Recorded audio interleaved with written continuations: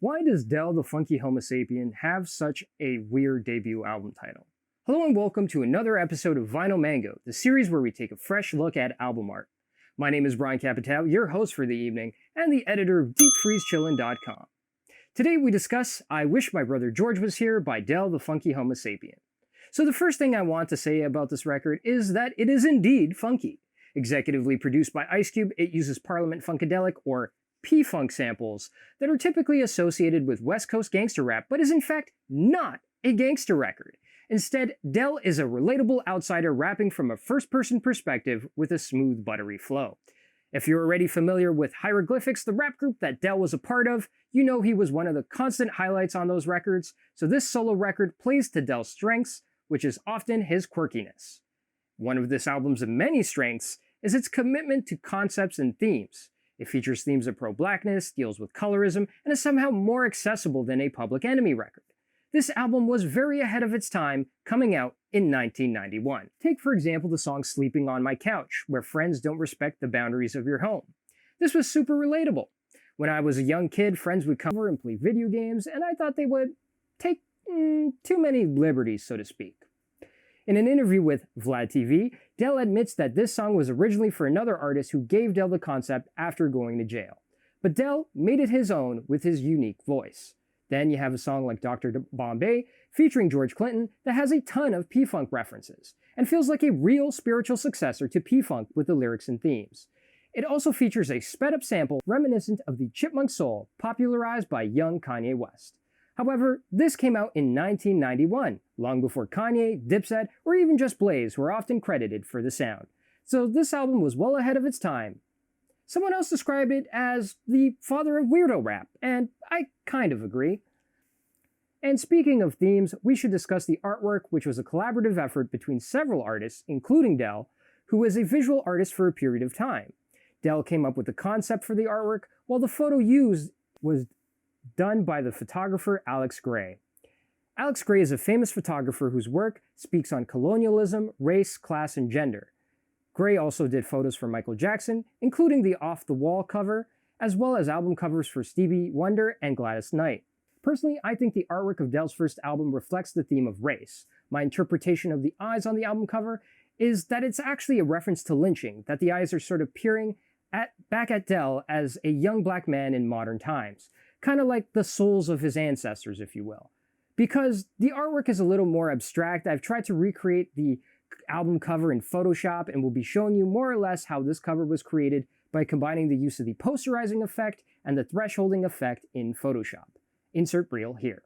So I'll just open up Photoshop here. And yeah.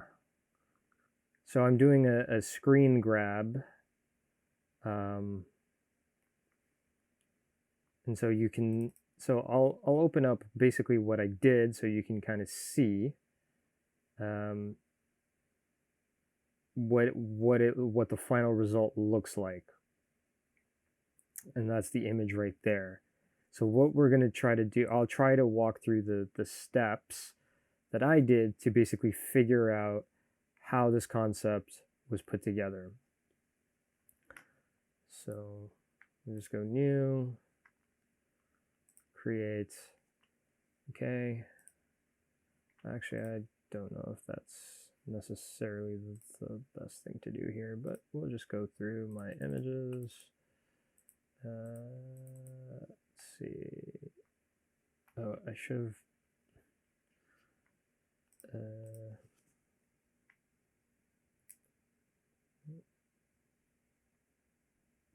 No, that's not the one. Let's see. Nope, that one was not the test. Nope, that was the test shot. Oh, I'm so dumb. There's an XMP file right there. Okay, so this was the file that we're gonna use. Not a great photo, but it works with the concept. So okay, so not really gonna do anything here. Maybe just adjust clarity a bit, because it is, like I am out of focus, so there's like soft focus there, but let's see. Okay, whatever. We're just going to open this up. And okay, so the first thing what we're going to do is hit this adjustment layer called posterize. And that's going to create this effect. And I was always confused in Photoshop what this effect does, but it's essentially back in the day, they used to use limited colors when doing posters, so that's basically the idea. So I'm going to go up to about 3 to get that effect, and it doesn't look that good. But then the next thing we're going to do is hit the effect beside it called threshold, and that basically exes out everything but blacks and whites. And so you're going to wonder, how do you get color back in the image? And that's kind of the trick here. So we want, you know, some detail in the image. See if I can get the eyes back. It's kind of tricky. Okay. We'll say, yeah, we want those about there for detail, I guess, right?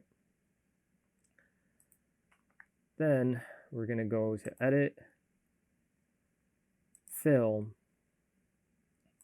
color, double click on color. We get, I think we'll go orange first, so we'll do, and so that'll bring out some color back.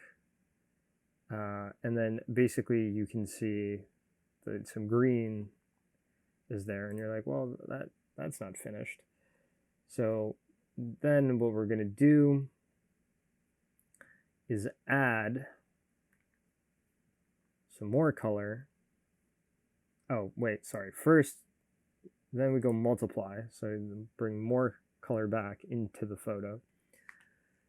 Then what we're going to do is we're going to go edit, fill, have that as the fill. No, sorry. We're going to add, oh my goodness. What we're going to do is add a layer, and basically we're just going to add a fill layer. So fill to the layer. Yeah. And we'll keep that orange. And then we're going to bring the opacity down to about, let's see, 23, right? And then we're going to add another layer and do the same thing. Fill. This time, we're going to bring in red, and then we're going to turn the opacity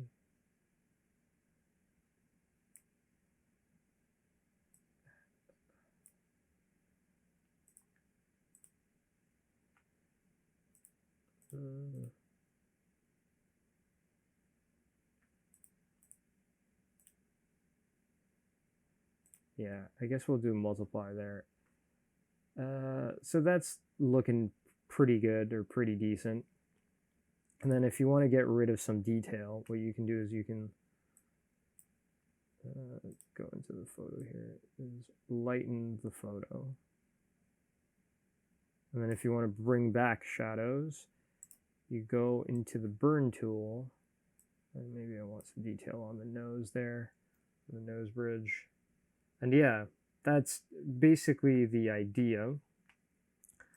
Then I'm pretty sure most of you are already familiar with, you know, composite images. Okay. So we'll just bring that there. So then what we're going to do is create a vector for the cat eyes here, basically to get that effect.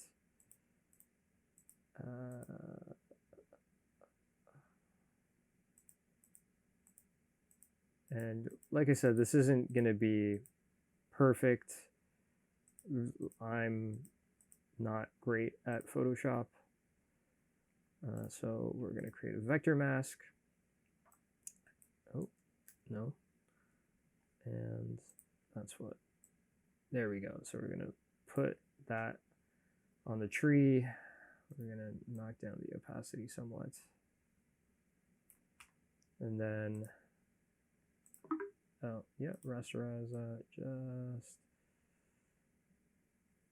get rid of some detail there. And yeah, this is not supposed to be like a Photoshop tutorial. This is just to get an idea of how the album was created, or how the artwork was created. And then I believe, yeah, there we go. So can I put it? Yeah, so now it's, you know, I bring the layer down and it's like part of the photo. So in the original album art, basically you can see that first of all, I'm pretty sure it was human eyeballs that were used. I'm using cat eyes just because it was like a free image. So yeah, you can kind of see the effect of that. And that's basically how the album art was created. Returning to the music, I would like to say that this album has aged really well. The wacky world of Rapid Transport is a surreal first-person perspective. It's both dramatic and epic, while the song Hoods Comes in Dozens uses ad-libs as an effective storytelling device. Ice Cube's gangster ad-libs really add to the song. I know it's really common for songs to have ad-libs now, but this was not as common back in the 1990s. And this is actually used to serve the song as a narrative device, with Ice Cube playing up the gangster persona. It obviously took a lot of creativity to make a project like this. Del was quite a creative force back in his heyday and should be appreciated for more than just his contributions to that one Gorillaz song. Del made an album that was both forward-thinking and introspective. Far from being a flash in the pan, Del, who maybe peaked with his Deltron 3030 album, was a pioneer for experimental hip-hop. While the ideas are not necessarily unique, Del's voice is certainly distinct and way ahead of his time. I would maybe compare this album to another risque 90s album, Redman's There Is a Dark Side, which funnily enough was also heavily influenced by George Clinton's Parliament Funkadelic. Del doesn't go that far into, say, the prison of his own mind, but he does articulate how one can overthink a situation. This, of course, helped by the subtext of living in the projects, which means that you have to keep your wits about you. So Del is wired to constantly keep thinking for his own protection, but uses funk to sort of propel himself forward. And this album has stood the test of time because of that.